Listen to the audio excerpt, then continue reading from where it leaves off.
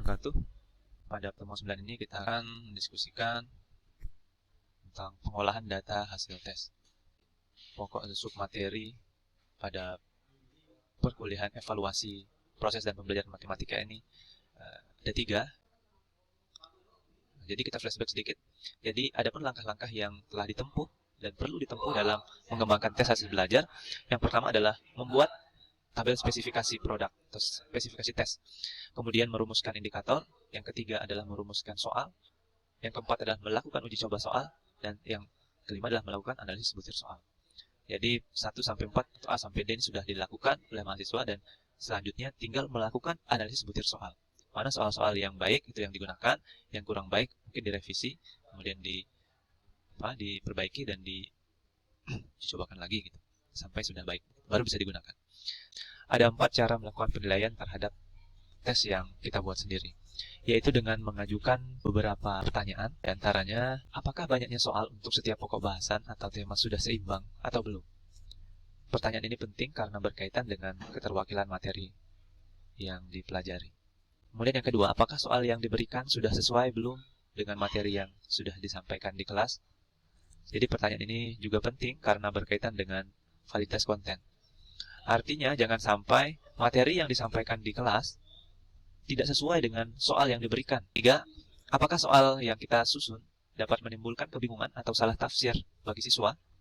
Jadi pertanyaan ini juga penting karena berkaitan dengan kualitas soal. Ya, jadi di sini juga perlu diperhatikan tata bahasanya, penggunaan kata begitu. Jangan sampai siswa itu salah tafsir dengan kalimat yang ada pada soal yang telah dibuat. Kemudian yang keempat adalah apakah soal itu dapat dikerjakan oleh sebagian besar siswa atau tidak. Jangan-jangan soal yang kita buat itu sangat sulit sehingga tidak ada yang bisa menjawab begitu. Atau bahkan sebaliknya, jangan-jangan soal yang kita buat itu terlalu mudah sehingga semua siswa bisa menjawab. Itu juga kurang bagus begitu. Ya. Oke, jadi selain teknik yang disampaikan oleh Suharsi Miarikondo tersebut, ada beberapa teknik analisis lain yang dapat digunakan untuk menilai tes yang kita buat sendiri, yaitu menganalisis hasil tes dengan pendekatan statistik. Jadi pada pertemuan ini kita akan fokus pada melakukan analisis terhadap butir soal. Nah, jadi 1, 2, 3 ini adalah analisis terhadap butir soal. Kemudian yang 4 dan 5 ini analisis terhadap tes secara keseluruhan. Baik, yang pertama, analisis tingkat kesukaran. Tingkat kesukaran soal adalah analisis tentang sejauh mana soal itu dijawab benar atau dijawab salah oleh peserta tes. Dalam hal ini peserta tes disebut juga dengan testi ya. Sehingga dapat diketahui mana soal yang termasuk dalam kategori mudah, sedang, atau sulit. Tingkat kesukaran itu berkisar antara 0 sampai dengan 1. Jadi kalau indeks tingkat kesukarannya semakin rendah atau mendekati 0, itu soalnya semakin sukar. Gitu ya. Baik. Yang pertama kita akan membahas analisis tingkat kesukaran untuk soal bentuk objektif. Untuk mencari tingkat kesukaran soal bentuk objektif dilakukan dengan membandingkan jumlah peserta tes yang menjawab benar dengan jumlah seluruh peserta tes. Baik, di sini diberikan persamaannya P sama dengan R per T, dengan P itu indeks kesukaran butir soal dan R adalah jumlah peserta tes yang menjawab benar dan T itu adalah jumlah peserta tes. Ya. Kemudian di sini di tabel sebelah kanan ini disampaikan. Nah, ini jadi acuan ya. Jadi ketika indeks tingkat kesukaran itu berada pada angka 0,0 sampai dengan 0,3, jadi butir soal tersebut masuk kategori sukar. Kemudian apabila kriteria indeks tingkat kesukaran butir soal tersebut antara 0,31 sampai dengan 0,7 termasuk dalam kategori sedang, dan apabila kriteria indeks tingkat kesukaran antara 0,71 sampai dengan 1 itu masuk kategori mudah. Baik, nah ini contoh. Nah, ini ada 10 butir soal, ini langsung ke hasil uji cobanya ya. Ada 10 butir soal diberikan kepada 10 testi. Kemudian di sini langsung ada indeks daya pembedanya. Untuk butir soal nomor 1, kita lihat dari 10 siswa ada 8 yang menjawab benar sehingga kita peroleh indeks daya pembedanya adalah 8 dibagi jumlah tes. Itu 8 dibagi 10. Jadi indeks daya pembedanya adalah 0,8.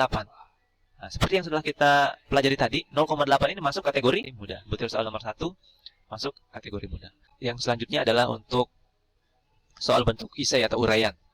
Jadi untuk menghitung indeks tingkat kesukarannya adalah dengan membandingkan antara rata dengan skor maksimum. Jadi mean dibagi dengan skor maksimum. Ya, dan skor maksimum ini yang ada pada pedoman penskoran ya. Nah, contohnya seperti ini. Ada 6 orang siswa mengerjakan 4 soal tes bentuk uraian. Yang diperoleh 6 orang siswa tersebut adalah sebagai berikut. Ya, begini.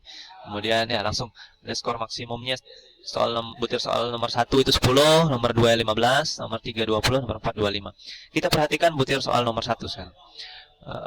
Dari ke 4 siswa ternyata ini bervariasi, skornya ada mendapatkan 9, 10, 5, 7, 4, 8. Kita menghitung rata-ratanya, diperoleh 7,17. Nah, mean ini dibagi dengan skor maksimum. Jadi 7,17 dibagi 10, nah, kita perolehlah tingkat kesukarannya 0,72. Ya, dibulatkan ya, pembulatan.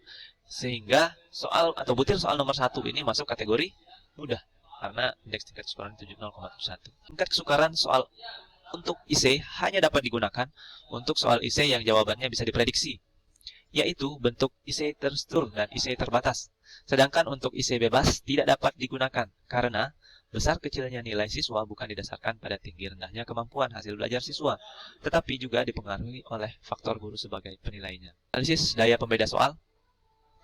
Untuk soal bentuk objektif, jadi daya pembeda soal ini adalah kemampuan soal dalam membedakan antara kelompok atas atau siswa yang nilainya tinggi dengan kelompok bawah, siswa yang nilainya rendah.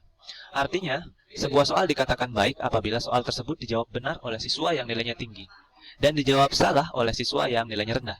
Sebaliknya, soal dikatakan buruk apabila soal tersebut dijawab benar oleh siswa yang nilainya rendah dan dijawab salah oleh siswa yang nilainya tinggi.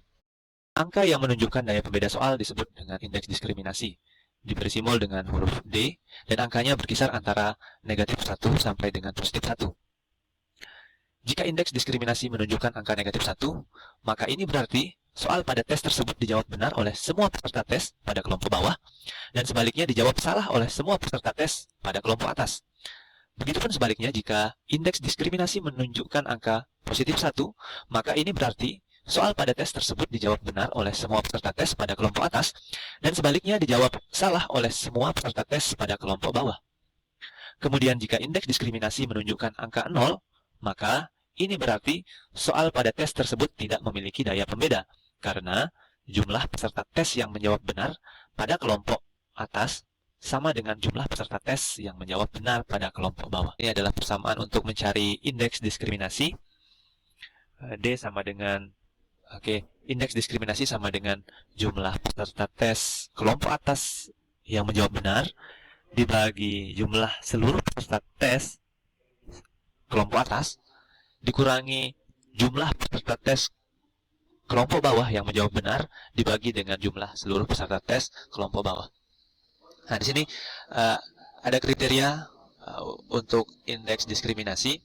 Kemudian untuk soal bentuk IC, daya pembeda soal uraian diperoleh melalui perhitungan dengan menggunakan persamaan. Ya, perbedaannya hanya pada kalau soal bentuk objektif itu melihat dari skor benar, tapi kalau untuk soal bentuk IC itu menggunakan rata-rata. Jadi daya pembeda soal uraian itu sama dengan, persamaannya beda sedikit dengan untuk menghitung indeks daya pembeda pada soal bentuk objektif, di mana kalau soal bentuk IC ini indeks daya pembedanya itu sama dengan rata-rata kelas atas dikurangi rata-rata kelas bawah dibagi skor maksimum. Di skor maksimum yang ada pada pedoman penskoran tentunya ya. Dan yang ketiga adalah analisis pola jawaban. Soal adalah analisis terhadap distribusi jawaban peserta tes terhadap soal pilihan ganda. Dengan menganalisis pola jawaban soal, maka akan diketahui efektivitas opsian kunci dan opsian pengecoh, sehingga dapat digunakan atau dibuang opsian tersebut. Ada 3 hal yang dapat dianalisis dari jawaban soal ini, yaitu yang pertama, opsian kunci. Opsian kunci dikatakan efektif apabila dipilih oleh minimal 30% dan maksimal 70%. Hal ini sejalan dengan tingkat kesukaran soal yang dianggap baik antara 0,3 sampai dengan 0,7. Selain itu, opsian kunci juga harus menunjukkan bahwa jumlah peserta tes kelompok atas harus lebih banyak dari jumlah peserta tes kelompok bawah. Hal ini sejalan dengan daya pembeda soal. Yang kedua yang harus diperhatikan yaitu option pengecoh. Option pengecoh dikatakan efektif apabila dipilih oleh minimal 5% dari seluruh peserta tes. Artinya, jika ada option pengecoh dipilih oleh kurang dari 5% peserta tes, maka dianggap buruk karena nanti daya kecohnya sangat rendah. Kemudian yang ketiga adalah omit. Omit adalah soal yang tidak diisi oleh peserta tes. Omit dapat ditolerir apabila jumlahnya tidak lebih dari 10%. Tetapi jika omitnya lebih dari 10%, maka diasumsikan ada yang salah dengan soal tersebut. Misalnya, ada 2 jawaban yang benar, atau mungkin tidak ada jawabannya.